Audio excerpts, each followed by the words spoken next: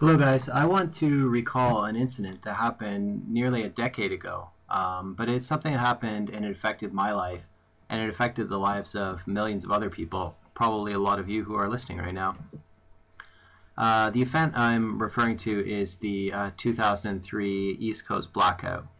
So what happened? At about 4 p.m. on August 14th, 2003, there was an equipment failure at the Mohawk Niagara Power Station, and this created a sort of a domino effect, knocking out power to more than 45 million Americans in the states of Michigan, Ohio, New York, New Jersey, and Connecticut.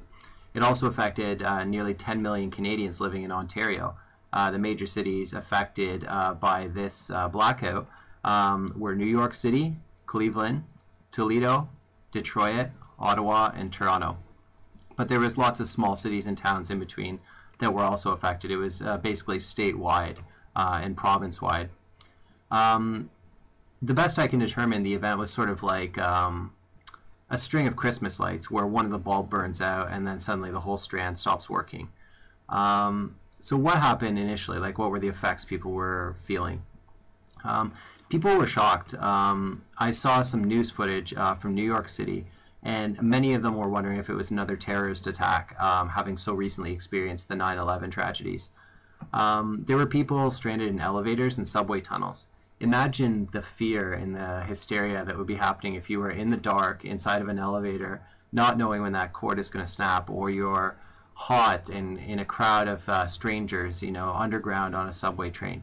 You have no idea what's going on. Nobody has a radio or a communications device, so you're stuck down there basically.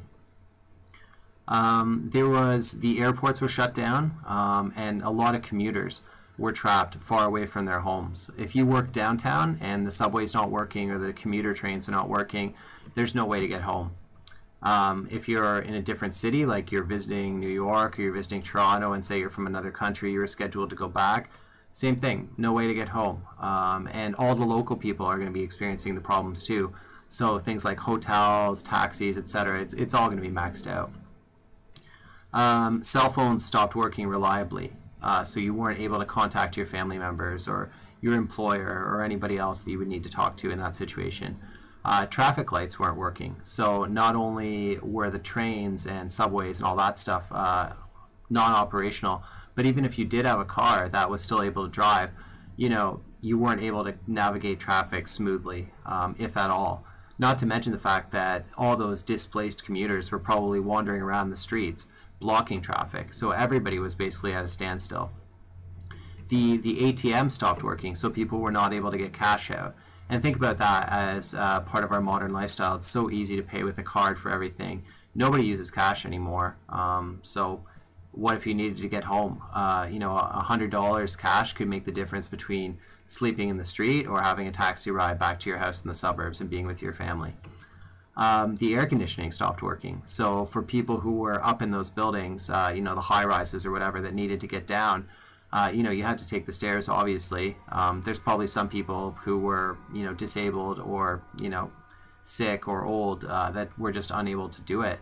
If you're stuck, and it was the middle of summertime, so it was hot. Think about people with health conditions. No air conditioning, that would be not a good situation at all. So the streets were just packed with lots of people trying to get home, and it was just kind of a nightmare for everybody involved. So that was sort of like the initial reaction and some of the problems that people experienced. But what about the extended problems? Looting could be a concern for sure. I heard that store owners were, kind of barricading their shops. They were staying in the shops.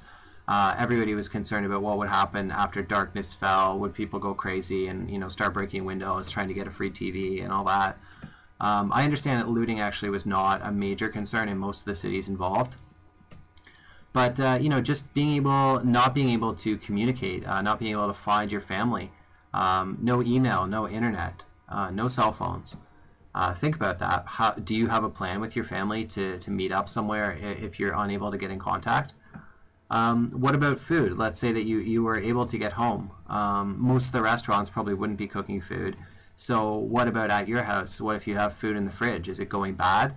Do you have a barbecue or a gas stove to cook with because your electrical stove, your microwave is not going to be working?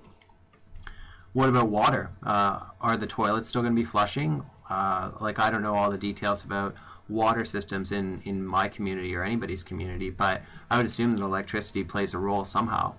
So what if you don't have drinking water?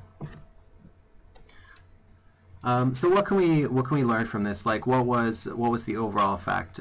Within about 48 hours, power had been restored to the majority of those affected. But it leaves some serious questions about the complex systems in our lives. We depend on, huge, intense networks of communications, electricity. All of our modern ways of living, basically, are, a series, like a big spider web of complex systems. And if any like link in that chain gets broken, then our modern way of living just grinds to a halt. In this case, it was a temporary equipment failure, but this, and it lasted for 2 days basically. But this could happen on a much larger scale. Reference the novel 1 Second After by William Fortune. I read this about a year ago. It's about an EMP attack on the United States and the extended fallout. Basically, they say it could have been North Korea or Iran or any of the like modern enemies, or if you want to call them that, of the United States. But basically, an EMP is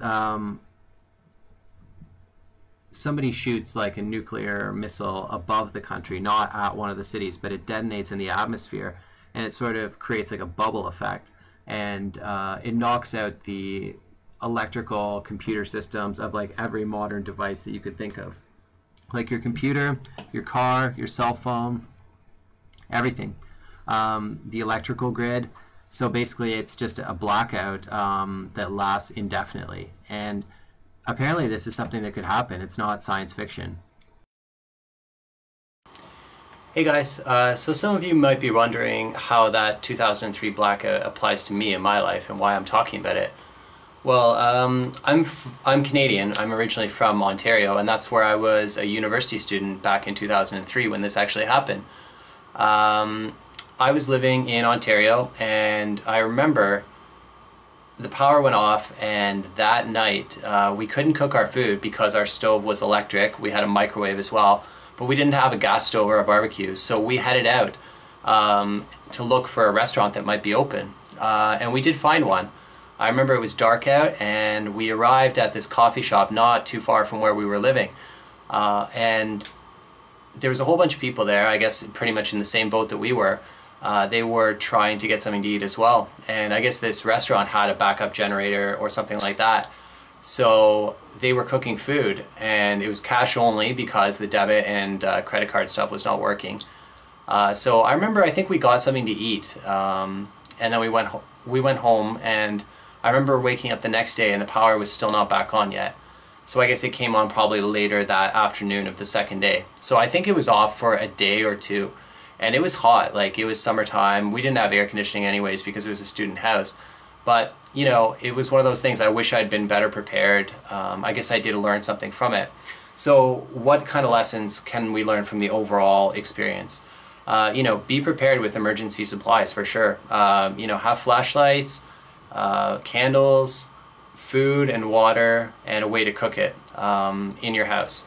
Having something like a multi-tool or a plan to hook up with your family because you might not be able to reach them if the cell phones are not working. So it's always good to have a backup plan, plan B, plan C. Also, I think it's good to keep cash on hand. Something that I've definitely started doing in my life. I'm not talking about like obscene amounts of money. I think it's good to keep most of your money in the bank. Because if you keep it all on your mattress and your apartment burns down, you're pretty much SOL. But having a little bit of cash on hand is not a bad idea. Also having it like on your person, like maybe stuffed away in your bag somewhere, have 50 bucks, 100 bucks. That could make the difference between, sleeping on the streets in the downtown because you live 40 kilometers away and you can't get home, or you could have an expensive taxi ride back to your house in the suburbs and be home with your family for the evening.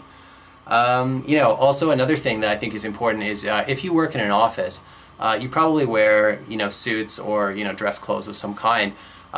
including dress shoes. And I'm speaking more to women here because I've got some nice dress shoes that are actually pretty comfortable to walk in. But you know, the question is, can you walk a sizable distance in your shoes that you're wearing? And if not, you should have a backup pair of shoes at work, like a pair of sneakers under the desk. So if you did have to walk home, maybe walk down a whole bunch of flights of stairs if you're walking, or if you're working like a high rise, you know, have something comfortable to wear on your feet, because otherwise you might walk 2 blocks in those nice looking designer shoes and your feet are basically falling apart. I think that's pretty much all I have to say about it, but it's an interesting experience. It's something that I do think we'll see again in the near future. So be prepared. Thanks for watching.